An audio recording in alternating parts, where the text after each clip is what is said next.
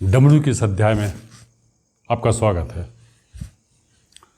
राहुल गांधी ये कहना है कि अगर ईडी सीबीआई अपना काम सही तरीके से करें तो ये नौबत नहीं आएगी, और यदि एक न एक दिन मोदी सत्ता से बाहर होंगे और उनकी सरकार आती है तो वो इन संस्थाओं पर ऐसी कार्रवाई करेंगे जिसे लंबे समय तक याद रखा जाएगा।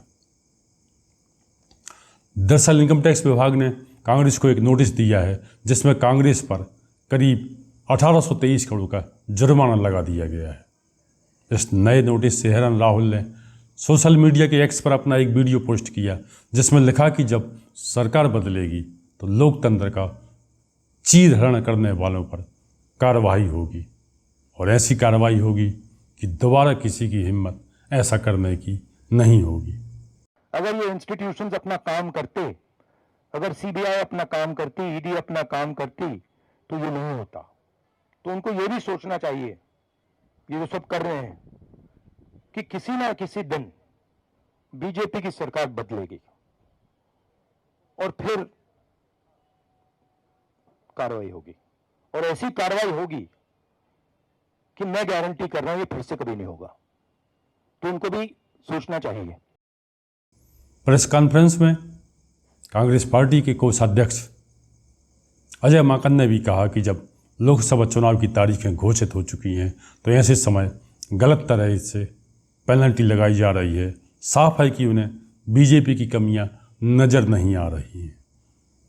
माकन ने कहा कि जिस मापदंडों पर कांग्रेस को आरोपित करके पैसा मंगाया जा रहा है, यदि उन्हीं मापदंडों पर बीजेपी की कार्रवाई पर ध्यान दिया जाए तो लगभग 4600 करोड़ का मामला बनेगा, और इसलिए इनकम टैक्स विभाग को बीजेपी की कारगुजारियों पर भी ध्यान देना चाहिए, और ये 4600 करोड़ की वसूली के लिए ऐसे ही करना चाहिए जैसे कांग्रेस पार्टी पर वो अपना दावा कर रही है, नोटिस भेज रही है।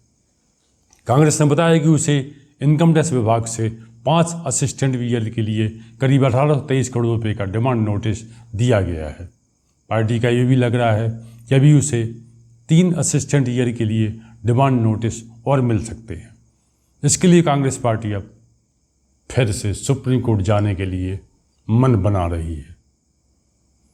कांग्रेस को 1913, 14, 16, 17, 17, 18, 18, 19 और 19, 20 के लिए नोटिस मिल गए हैं, और 18-19 के लिए तो 918 करोड़ की मांग की गई है। इनकम टैक्स डिपार्टमेंट 14 से 15, 15, 16 और 20-21 के नोटिस आगे कांग्रेस को दे सकता है। पार्टी के महासचिव केसी वेणुगोपाल ने इसके लिए विरोध प्रदर्शन की बात कही है। देश भर में नेता नेतृत्व नीति के संकट से जूझ रही कांग्रेस पार्टी का सर पहले से मुड़ा है, और अब ओलों की बरसात हो रही है। कांग्रेस के नेता इस बात को लेकर रोष में है कि पार्टी गठबंधन बचाने में तो लगी है, पर पार्टी बचाने पर उसका ध्यान ही नहीं है।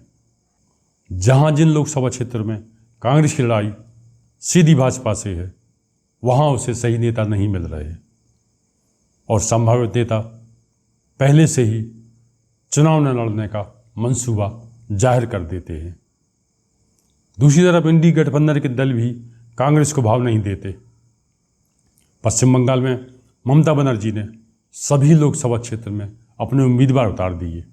बिहार में भी कांग्रेस लाचार अवस्था में है, और जिन सीटों पर वह अपना दावा मजबूत समझती रही वो सीटें उसे गठबंधन ने नहीं दी हैं।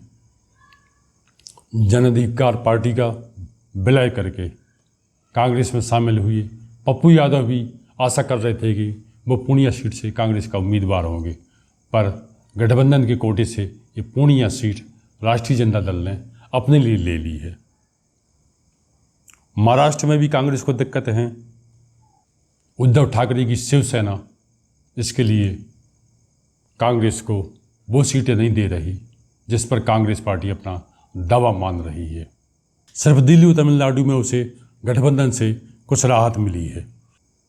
न्याय के लिए भारत जोड़ो न्याय यात्रा निकालने वाले राहुल गांधी की कांग्रेस को ही न्याय मिलना दूर की कौड़ी साबित हो रहा है। न्याय के लिए भी जनता की अदालत का फैसला बाकी है। देश की जनता जनार्दन जिसे चाहे उसे सिंहासन पर बैठा सकती है।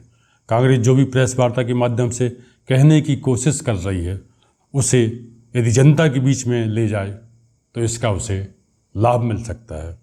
इससे कांग्रेस को अपने संगठन को चुस्त दुरुस्त करने का भी अवसर मिल जाएगा।